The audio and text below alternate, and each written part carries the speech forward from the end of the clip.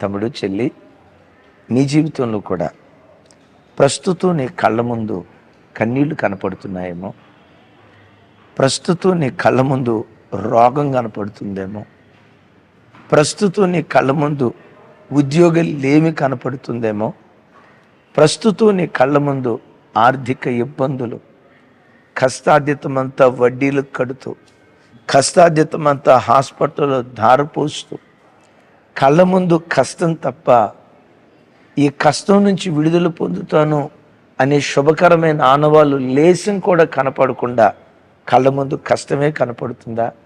తమ్ముడు, చెల్లి, నీ కళ్ళ ముందు కనపడుతున్న దృశ్యమైన ఆ కష్టాలను, నిందలను, అవమానాలను భరించి భరించి ఇక బ్రతికెందుకు? ఎవరి కొరకు బ్రతకాలి?